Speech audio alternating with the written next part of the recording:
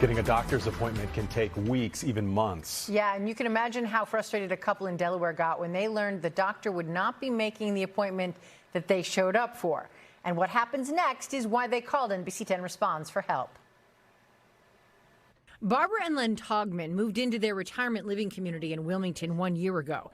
They still make the trip to Penn Medicine in West Philadelphia for Barbara's doctor appointments. I had an appointment with a neurologist, and we don't drive, so we have a driver that take us up. Barbara says her March 18th appointment was on the calendar. Penn is very good about sending lots of reminders, so I had at least 3 reminders, and one was the day before. When Barbara and Len showed up, she says she checked in as normal. We went in and they took our my blood pressure, and then took me to a small room and said the doctor will be with you shortly. Then, after a few hours of waiting, a Penn Medicine employee gave them some news about the doctor. And he said the doctor's not in the building.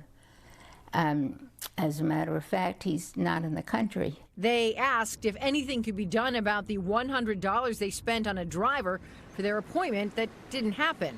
He did say, "I'm terribly sorry, and we will reimburse you for your trip here." He said he would call us, and we thought he would, but he never did. Len started making calls to Penn, asking for updates on the reimbursement.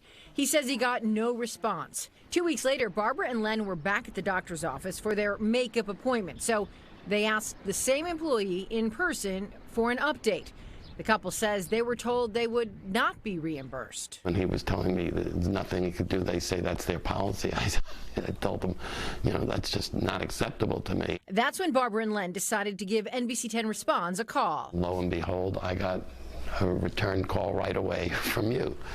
And it was, nice that somebody was paying attention to us. Len sent us the appointment text reminders for Barbara's appointment and the receipt for the ride. We shared them with Penn Medicine the same day, asking about Barbara and Len's reimbursement process.